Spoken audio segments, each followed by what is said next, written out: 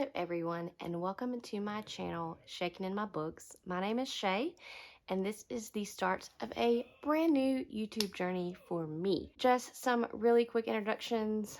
I am 34 years old. I live in the state of Georgia.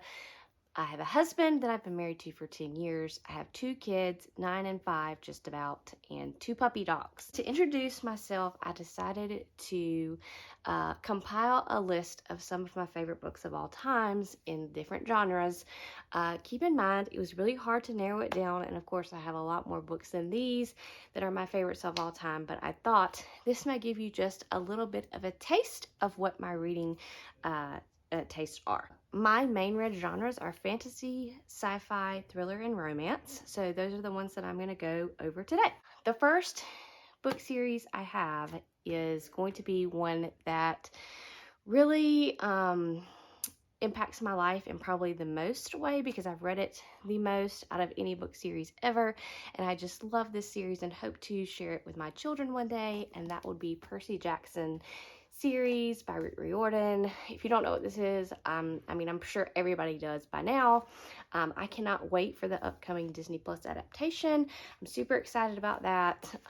This is the only series that I have read by Rick Riordan, and I'm hoping to read more in the future very, very soon. It is no surprise that this person is on my favorite authors list, but this is the one book of his that I chose to place on this list, and that is The Rhythmist by Brandon Sanderson. I absolutely love Brandon Sanderson, and I've loved every single book that I've read by him, but this one is the one that sticks out the most to me because it is super underrated. So quickly, this follows our main character, Joel, who all he has ever wanted to be is a rhythmist. And what is a rhythmist? It's super difficult to explain, but it's basically this person that can make defenses and chalklings, creatures come to life by drawing them out. Okay, so you can sit on the floor, you can draw a defensive circle around yourself, and chalklings cannot come in, or they have to fight to come in, and that you can draw these little creatures or chalklings and they can go attack other people's defenses. Now, this is in a school setting, and in a school setting, of course, you can battle each rhythmist just as practice, but there actually is an evil bad guy that does create wild chalkling creatures that can actually kill people. So Joel, unfortunately, was not chosen to be a rhythmist, and that is very upsetting to him. He did not get chosen when he was 8 years old. He's about 16 in this book, but he can help solve the mystery of why these disappearances have been happening of these rhythmists. So rhythmists have been disappearing, and he is going to help solve the crime, and I just really, really loved this, and there's supposed to be a second one to this book, and I cannot wait for that to come out. Granted, Brandon Sanderson is writing so many things at once, we don't know when that's going to be coming, but excited for it. Next, moving into some more YA fantasy, a more recent release, that's going to be Legend Born by Tracy Deonn. I love this book. I've probably gotten the most people to read this book out of any of that I've recommended, and they've all really enjoyed this. This follows Bree, who is a high school student who has gotten into a college program, and she goes off to this program and she realizes there's secret societies at this college and there's supernatural creatures, and basically she also is dealing with the loss of her mother and racism and all these other things in this book, and it's just really fantastically well done. It is a King Arthur retelling. I highly recommend this. The next book is coming out next year, and it's probably one of the only books that I'll be pre-ordering because I loved it that much. And this is a sin, but the next book that I have still has the sticker attached to it, but this is A Curse So Dark and Lonely by Brigid Kemmerer. This is a Beauty Beast retelling. It is about our main character, Harper, who lives in Washington, D.C. One day she gets kidnapped and taken to another world, and she meets Prince Ren, and he wants her to break his curse. So anyway, really interesting. Love the characters. Definitely worth the read. This is one of the only books I can recall that has really kept me up reading till about 1 or 2 a.m. Generally, I can put a book down, I can go to bed, and I'll pick it back up the next day, but this one really was a page turner, and I just kept wanting to read. The next books, now moving into adult fantasy, that would be, and I'm going to hold up this one, it's Arm of the Sphinx by Josiah Bancroft. So you may be thinking, I thought this was the second one in the series. And you're exactly right, it is. You may be familiar more with Sinlin Ascends by Josiah Bancroft. This first book felt to me like a setup book. I did give it 3 stars. It basically follows our main character, Thomas Sinlin, who is a teacher, and he has grown up learning about and studying the Tower of Babel, which is this tower in this faraway place. And he has just become mesmerized with this tower. And when he gets married, and he doesn't really marry for love, but he's getting older, he chooses to marry Maria. He decides to take her to the Tower of Babel for their honeymoon. So what happens as soon as they get off the train? They lose each other. And so he knows, she knows they're on their way to the tower. So he goes ahead and travels to the tower thinking that she's just, she's going to meet him there. He does not find her outside of the tower, so he has to go in. And what the tower is each ringdom or level or floor of that tower has its own society, own government, own way of doing things. And basically you have to get through each ringdom to go to the next. So the reason why I didn't enjoy this first one as much because it only follows our one perspective, which is Thomas Sinlin.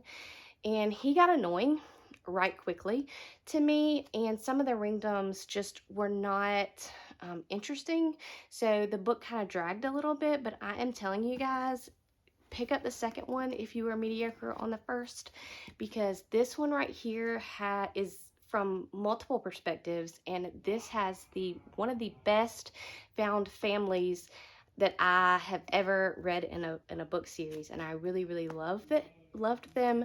And there's just more plot, more, just great twists and turns, and I highly recommend. And Josiah Bancroft, he's such a sweet person. He's very active on social media, and he was so kind. I don't know if y'all can see this, but he sent me a signed postcard of all the characters in these books. Love him to death. Another adult fantasy that I would highly recommend is City of Brass by S.A. Chakraborty. I recently read this one after it being on my TBR for so long. Of course, when we think about picking up adult fantasy, do you see how thick this book is? I get really intimidated, but then when I read them, I just love them. So this is one that I picked up recently. It follows our main character, Nari, who is a con artist. She doesn't really believe in magic. She thinks all of it is a farce. And she thinks what she's doing is just conning people but people believe she is magic. And one day she accidentally calls forth this Djinn master and realizes that things aren't quite what it seems.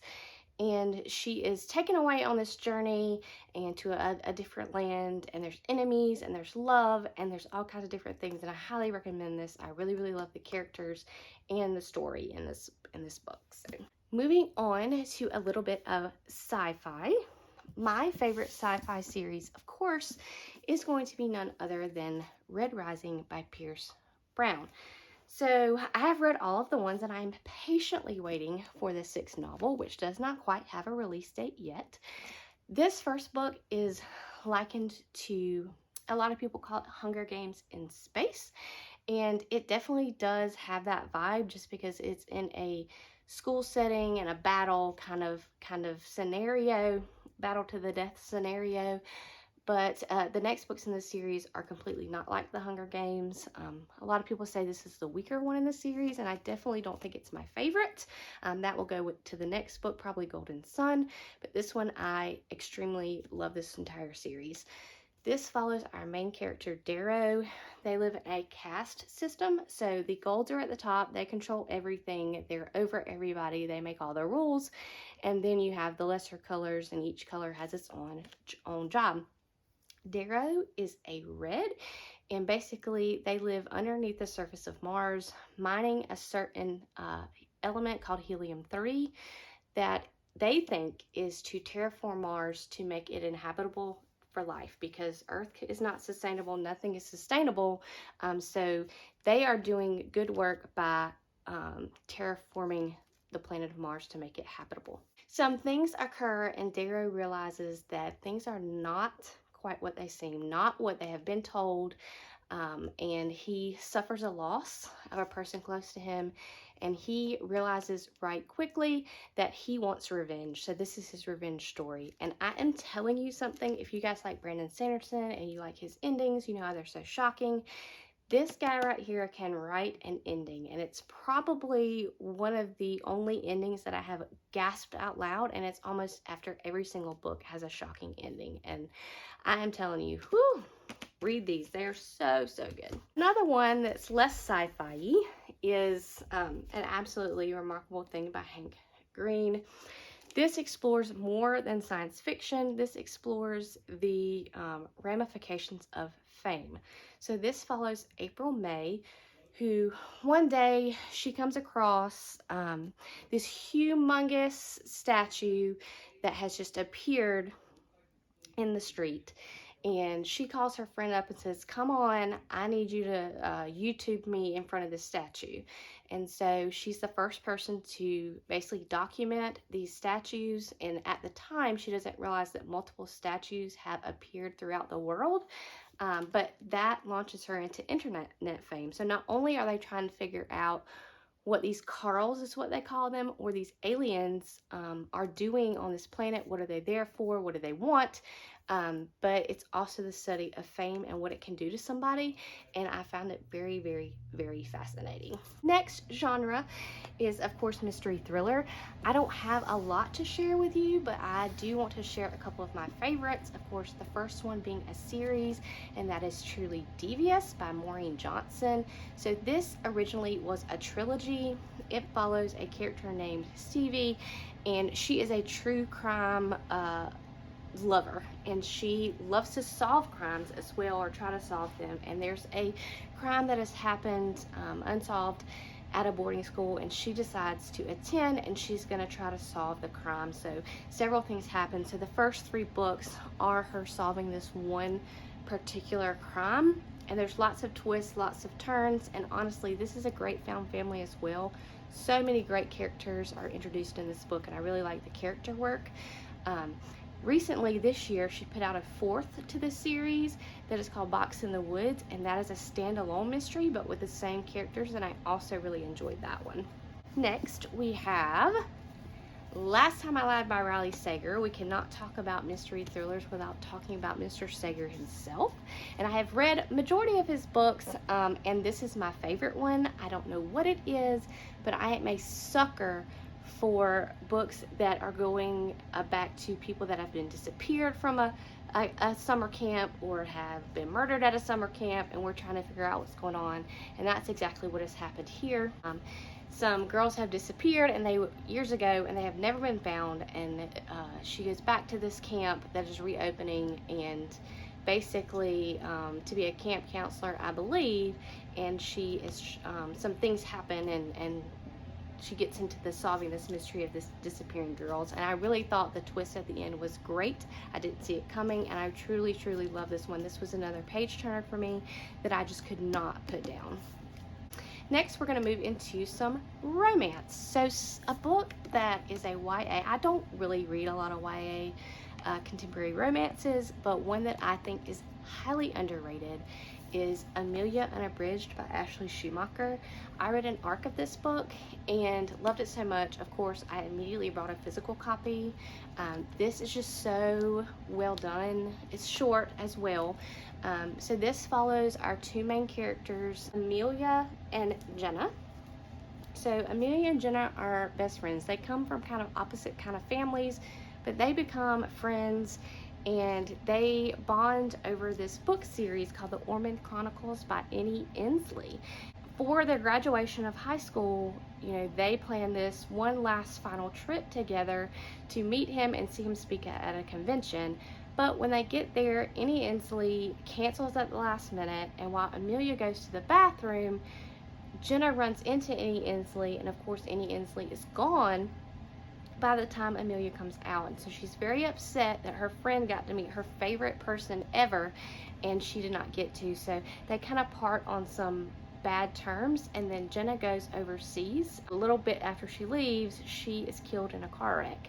And so Amelia, of course, is devastated that the last time they talked, they got into a fight. And then one day, her local bookstore calls her up and says, hey, there's a package we have for you at the bookstore. And so she goes to the bookstore and she opens this package, and it happens to be a very special edition of her favorite book of all time by Annie Ensley.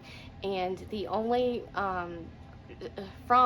was from another bookstore, and so she thinks it's Jenna talking to her from beyond, telling her to go to this bookstore, and then she goes on this journey, and it is so good. It's the study of grief. I really have found that I really like books that study grief and about some loss, and I highly recommend this one. Completely underrated, and I do have an arc of her next book, which I'll hope to get to soon. That's coming out next year. Another author I want to highlight that, like, everything I read from her is just fantastic, and that's Abby Jimenez. So I have the Happy Ever After playlist and Life's Too Short, and both of these books are so cute. Love their romances, but they also deal with some heavy topics. The Happy Ever After playlist, our main character has lost her fiance, and Life's Too Short follows our main character who comes from a family where her sister and her mother have died at a young age from a terminal illness, and there is no cure for this illness. It's ALS, and if she has it, it is genetic. She knows that she will die. So it's kind of, you know, how do you go about life when you think at any moment you could start having the symptoms of ALS and you know that you are terminal. How do you go about living a regular life and falling in love? And both these books were just absolutely wonderful. And then, of course, another author to highlight is going to be one of my favorite authors of all time, the queen of slow burn romance, Mariana Zapata. So, from Look Off with Love, of course, is an enemies to lovers. It is about two figure skaters who just don't really care for each other. Our main character thinks the male figure skater is an asshole, and he just is arrogant, and they end up having to skate pairs together, and things go from there. And then this one follows a football player. Basically, our female protagonist is the personal assistant to said football player, and he's always been just and not very thankful to her and appreciative of her, and she decides that she wants to go do something else and be appreciated elsewhere. And so she quits her job, and of course he comes back because he doesn't know how to live without her, because she has literally done everything for him for the past many years. And so it is a marriage of convenience story, because of course he needs his green card, and the only one he wants to marry him for convenience is her. Another one that is kind of a genre that I don't normally read, but I really truly loved this one. I'm sure y'all have heard about it, and that is Where the Crawdads Sing by Delia Owens. I'm not going to get into what this book is about, but it is a coming of age story. It is gorgeous. It is descriptive. You feel like you are really into the story. And what's really nice about it is that Delia Owens grew up in my hometown. She was actually my dad's next door neighbor growing up. I have seen her do talks, and a lot of the descriptors and stuff in here, she said that she has written inspired by my hometown. So it was really nice to read about that. I have enjoyed every second of this. This is one that I read in under 24 hours because I just could not put it down. I loved it so much. Of course, those are just some of my favorite books of all time. Of course, I have many more. I just want to say, you know, I generally don't give a lot of books 5 stars. If I do give one 5 stars, it does mean that it's a favorite of all time. So I really hope that you liked some of these books as well, so you can follow my channel and know what kind of books I read and what kind of books I'll be talking about. I'm very excited to meet everybody. I'm very excited to be part of this community, and I will check you on the flip side. I mean, I feel like I should have cue cards or something. Can we get some cue cards? I mean, you can probably hear my dog hacking his life away in the background. Also, I probably should have worn a better outfit.